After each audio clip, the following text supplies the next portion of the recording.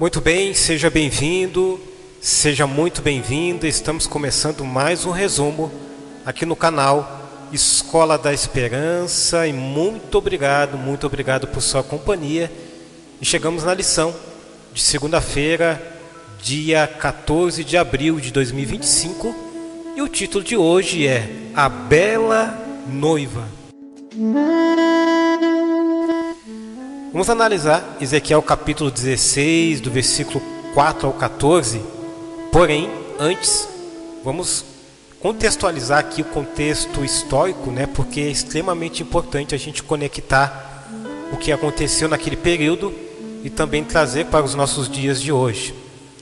Ezequiel capítulo 14, a partir do verso 4, mas principalmente ali o contexto geral do livro de Ezequiel, que foi escrito no 6º ano antes de Cristo, durante o exílio babilônico.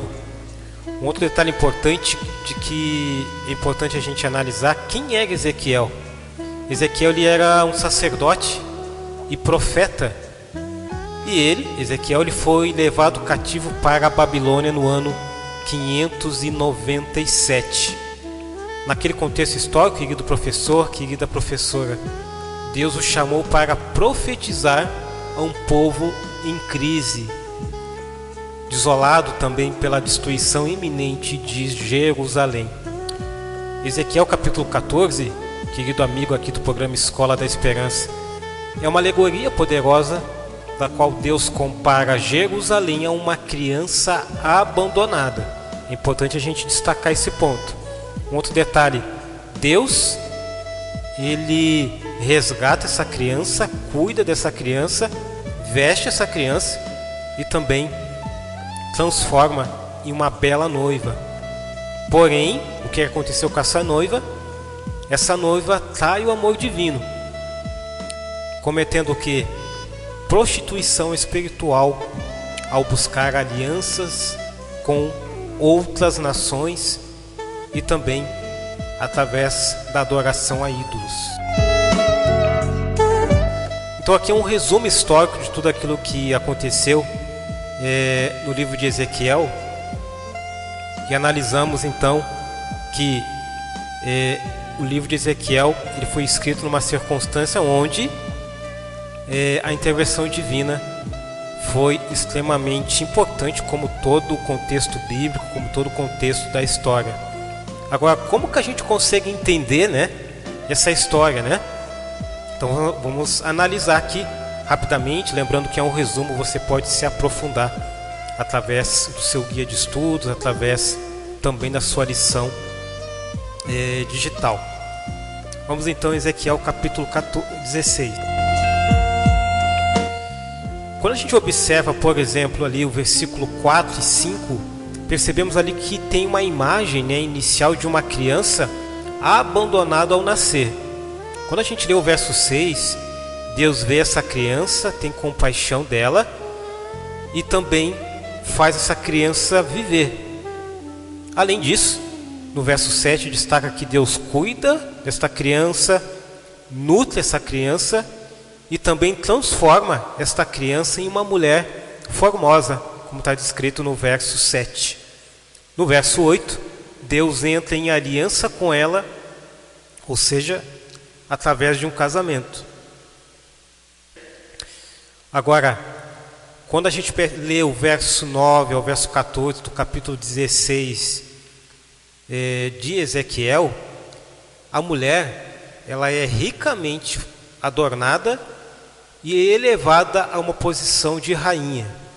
Então a gente percebe ali que quando a gente lê e a gente não tem ali o entendimento de que isso é uma alegoria, isso também tem algumas situações que é tanto simbólica, como também tem outros fatores ali que a gente pode considerar como uma situação que de fato, né, pode acontecer, como por exemplo uma criança ser abandonada, enfim.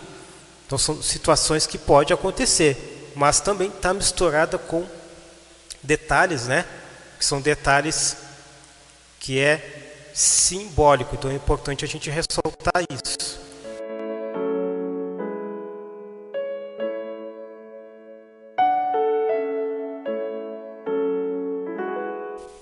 Vamos então, como a gente consegue interpretar esses pontos? Como eu havia falado, a mulher, ela tem uma representação. Ela representa quem? Ela representa Jerusalém. E, simbolicamente, é importante ressaltar isso, representa também o povo de Deus. Tá certo? O abandono mostra o quê? Mostra a condição espiritual de Israel sem Deus. Assim como aquela mulher, ela abandonou Deus, também Israel estava tendo esta característica. Um outro detalhe importante é que o amor de Deus, ele é incondicional, mas também ao mesmo tempo ele é redentor. Ou seja, Deus ele faz ali as suas ações sem esperar nada em troca, porque nós, como pecadores, não temos nada a oferecer. Porém, quando ele resgata, cuida e honra, isso significa que ele quer o quê? Ele quer uma aliança com nós, ele quer um relacionamento, mas não apenas um relacionamento superficial, ele quer um relacionamento de fidelidade. E aí entra a nossa parte, que é a obediência. É exatamente aquilo que Deus quer do seu povo, queria naquela época e também quer nos nossos dias. Agora, um detalhe importante que é sempre bom a gente ressaltar: a beleza de Jerusalém não era sua, era o que? Era o resultado da própria presença de Deus, da própria glória de Deus sobre ela. Como que a gente pode entender melhor ainda e aplicar algumas lições importantes? A primeira: Deus, querido professor, querida professora, Deus ele nos encontra em nossa miséria espiritual. E o que ele faz diante disso? Ele nos transforma. Como? Ele nos transforma pelo seu amor. Como que nós somos transformados hoje?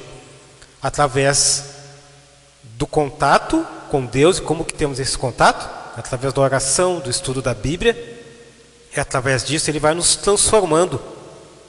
Nós, miseráveis, pecadores, e muitas vezes oscilantes espiritualmente falando, e ele vai lá, ele vai transformando.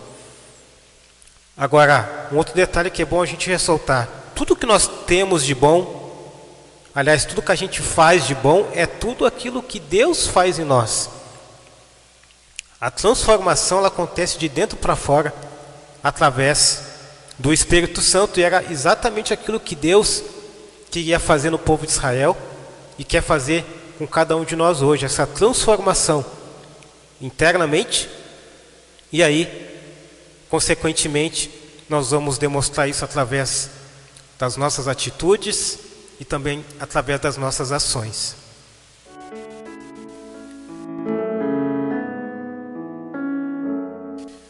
A grande questão é que o povo de Israel, muitas vezes, eles foram abençoados. Agora, muitas vezes eles esqueceram da origem dessa bênção, ou seja, Deus. Isso também acontece com a gente. Nós muitas vezes queremos a bênção, mas não queremos o abençoador. Porque se nós queremos o abençoador, nós temos que ter esse contato, essa intimidade com ele. E muitas vezes nós não queremos, digamos assim, intensificar isso. A gente busca muitas vezes Deus, assim como o povo de Israel, somente quando é beneficente para nós. Mas o que Deus quer fazer com a gente? Quer que a gente tenha esse relacionamento contínuo com Ele, independente daquilo que vai acontecer.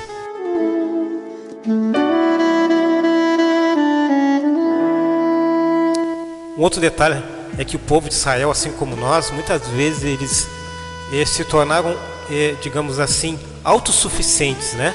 Eles começaram a achar que tudo aquilo que estava acontecendo de bom na vida deles e na nação era em decorrência daquilo que eles faziam, mas não. Era porque Deus estava trabalhando com nós da mesma forma. A autossuficiência muitas vezes nos leva a um declínio espiritual. Não é isso que Deus quer. Muitas vezes Deus ele permite que nós não venhamos a passar por algumas situações para que a gente não venha se tornar presunçoso, autossuficiente, assim como o povo de Israel. Quando Deus nos abençoa, nós temos que ter o que? Gratidão, humildade e seguirmos sendo fiéis ao nosso Deus. Ellen White, inspirada por Deus, destaca a seguinte inspiração bíblica. No comentário bíblico, no volume 4, na página 1161, ela diz assim: o Senhor tem uma profunda ternura por aqueles que foram deixados sem esperança. A figura da criança abandonada, ou seja, ela está se referindo a Ezequiel capítulo 16, ela segue falando que essa criança ela foi lavada, alimentada e cuidada até se tornar uma bela jovem, uma expressão vivida da graça divina. Então Deus, ele quer o quê? Ele quer exatamente fazer isso. Ele quer nos cuidar, nos alimentar espiritualmente.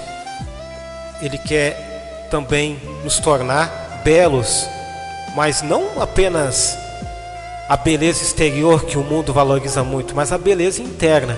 Essa beleza interna, através do Espírito Santo, ela vai refletir através de ações importantes. Eu quero já encaminhar a parte final, mas a gente já conseguiu compreender aqui alguns detalhes importantes, mas eu quero trazer mais algumas lições para os nossos dias.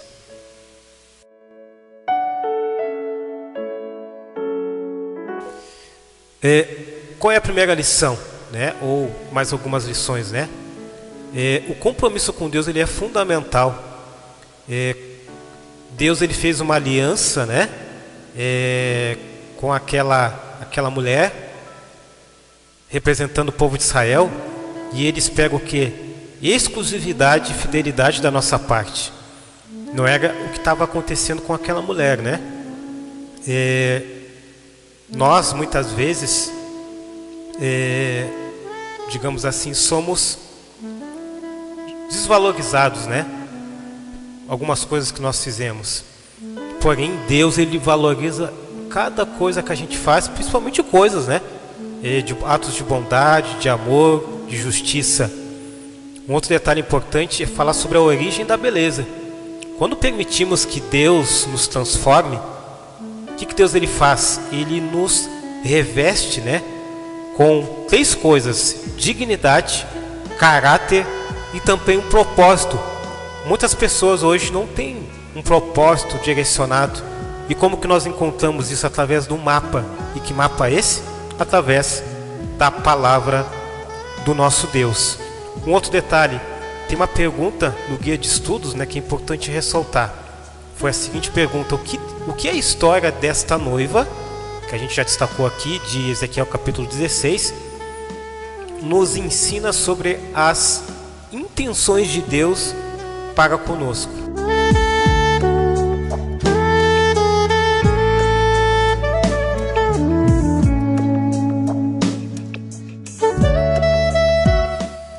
Basicamente, querido amigo, querida amiga, querido professor, querida professora, respondendo essa pergunta, cada um vai responder de acordo com a sua interpretação bíblica, mas tudo vai levar ao quê?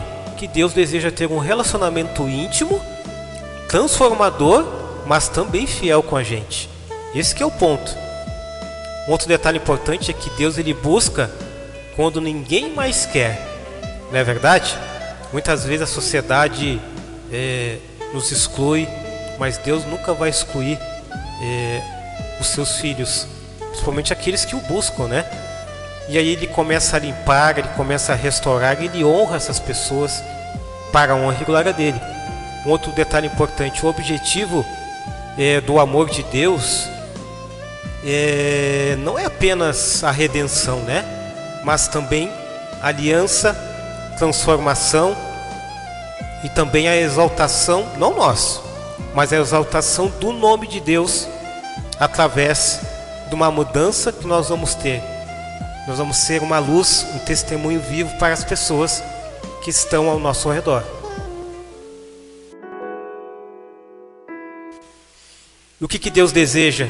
Deus deseja, assim como desejou com o povo de Israel, que eles fossem um reflexo da sua glória. Ele deseja que a gente seja esse reflexo também.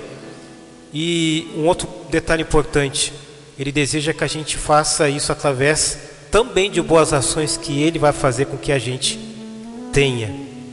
Tá certo? Vale lembrar que se a gente se aprofundar um pouco mais, a gente vai perceber que a mulher nascida e abandonada, repetindo, né? Ela representa Jerusalém, já destaquei isso, que é o que? Que é o símbolo do povo de Deus, né? Israel no Antigo Testamento e também por extensão, chegando aos nossos dias, a igreja. Quando a gente analisa, por exemplo, que o nascimento, abandono, crescimento, embelezamento e casamento representam o quê? As fases da relação de Deus com o seu povo. Desde a sua origem como nação, lá no livro de Êxodo destaca isso, né? Passando pela aliança do Sinai, ou seja, as fases, né? Até o auge de sua glória nos dias de Davi e também de Salomão. Quando a gente analisa ali a infidelidade que aparece nos versos 15 do capítulo 16 de Ezequiel em diante, isso representa o que? Isso representa a apostasia espiritual de Israel por meio do que? Da idolatria e também das alianças com outras nações que não tinha nada a ver com, digamos assim, os princípios divinos, né? Algo totalmente condenado pela lei de Deus. O casamento, como teve ali de forma simbólica, simboliza o que? Simboliza a aliança de Deus com o seu povo, onde ele é o esposo fiel e Israel é a noiva chamada à fidelidade. E é exatamente o que Deus nos chama hoje. Nós seguimos todos esses elementos que estudamos aqui para que o nome dele possa ser exaltado, para a honra e glória do teu santo nome. Então é isso, queridos amigos e amigas, esse foi o resumo de segunda-feira, dia 14 de abril de 2025, que tivemos como título A Bela Noiva. Analisamos vários pontos aqui, poderia me aprofundar ainda mais, mas vamos finalizar por aqui e damos continuidade amanhã na lição de terça-feira, dia 15 de abril. Que Deus abençoe você, que Deus abençoe a sua família, abençoe os seus estudos e que você possa sempre ter a presença de Jesus Cristo na tua vida e também te direcionando para a honra e glória dele.